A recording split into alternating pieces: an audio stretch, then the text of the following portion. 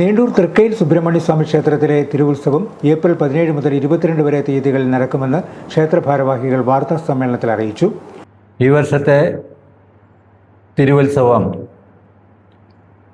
2026 April 17 തീയതി വൈകുന്നേരം ദീപാരാധനയ്ക്ക് ശേഷം കൊടി കയറുന്നതും ആ കൊടിയേറ്റിന് തന്ത്രി ജയസൂര്യൻ പട്ടതിരിപ്പാടും ഒപ്പം മേൽശാന്തി പോണനെല്ലൂരില്ലത്ത് പ്രദീപ് ജി നമ്പൂതിരിയും ആണ് കാർമ്മികത്വം വഹിക്കുന്നത്.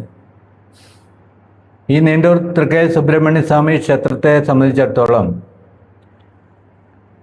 കേരളത്തിലെ സുബ്രഹ്മണ്യ സ്വാമി ക്ഷേത്രങ്ങളിൽ വെച്ച് അപൂർവമായ ഒരു ക്ഷേത്രമാണ്.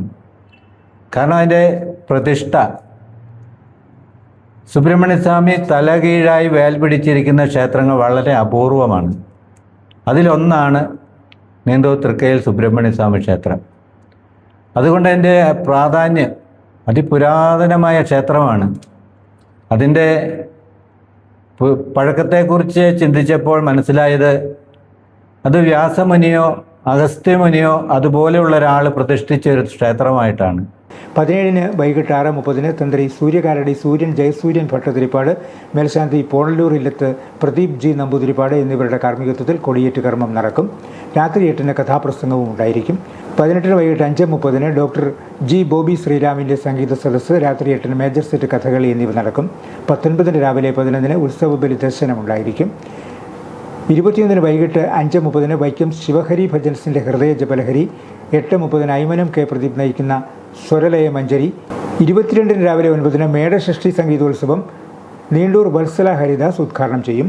12:30 ഷഷ്ഠി പൂജ, ഉച്ചയ്ക്ക് 1 ആറാട്ട് സദ്യ, വൈകിട്ട് 6:30 ആറാട്ട് പുറപ്പാട്, രാത്രി 8 ആറാട്ട് കച്ചേരി, രാത്രി 10:30 പ്രാവട്ടം കവലയിൽ ആറാട്ട് വരവേൽപ്പ്, 12 ക്ഷേത്ര മൈതാനത്ത് ആറാട്ട് എതിരേൽപ്പ് എന്നിവയാണ് പ്രധാന പരിപാടികൾ.